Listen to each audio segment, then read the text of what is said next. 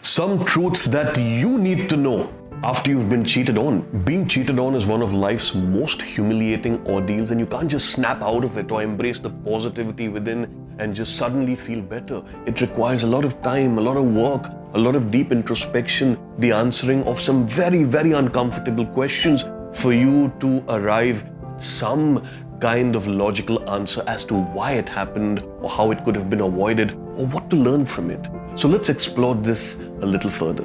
You share 50% of the responsibility. Now let's imagine this. You were cheated on for whatever reason. Maybe she cheated on you, maybe he cheated on you, but you share 50% of that burden because you were probably blindsided by certain telling signs that the relationship wasn't exactly in a happy place. Very often when we get emotional, it's very hard for us to see things practically or rationally. We start believing everything will be fine and things work themselves out and a little bit of space and time will solve everything. But it's not always that easy, is it? Maybe you were not ready to understand certain aspects of how your relationship was evolving.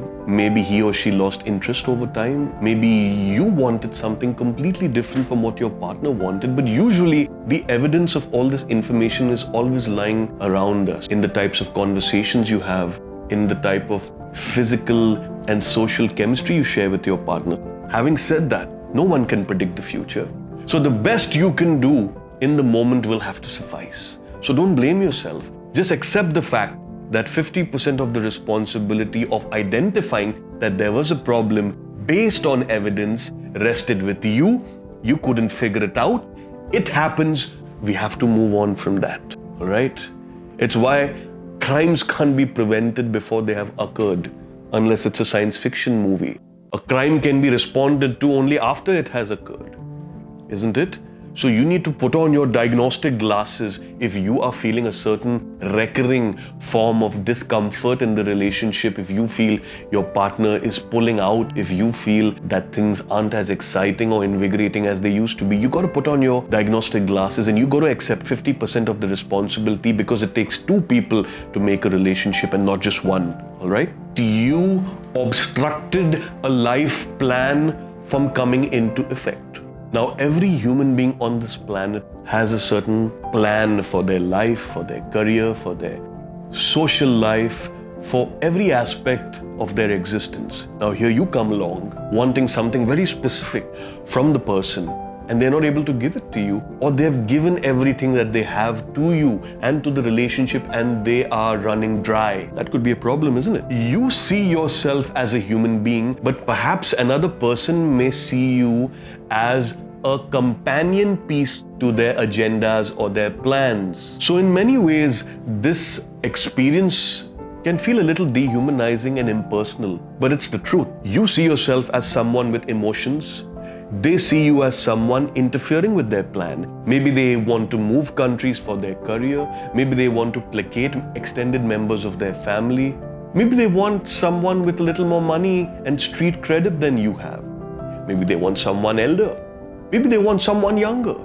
There are an infinite number of reasons why you may be ill-suited to the plans of your partner. So please don't blame yourself or hurt yourself in the bargain. It's all right.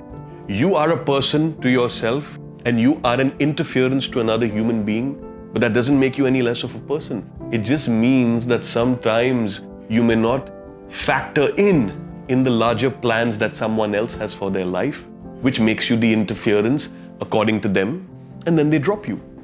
And that's unfortunate and it hurts, but it's the truth. And we have to learn to deal with it in a dignified and smart way, isn't it? And it's not going to come your way overnight. It's not going to happen. It requires work. It requires dedication. It requires getting organized. And for that, you will need support. You can't do it alone. You will need a few supportive friends.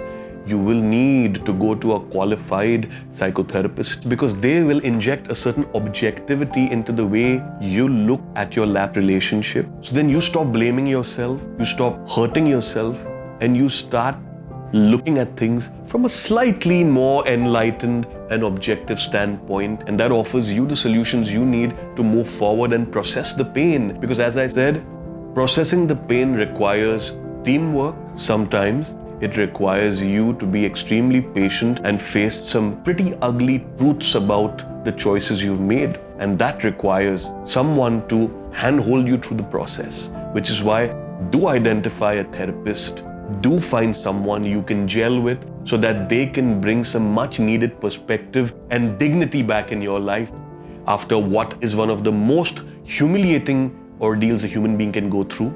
But it's entirely your choice to not cheat yourself out of the opportunity to grow and learn with a little bit of nimbleness, dignity, and most importantly, honesty.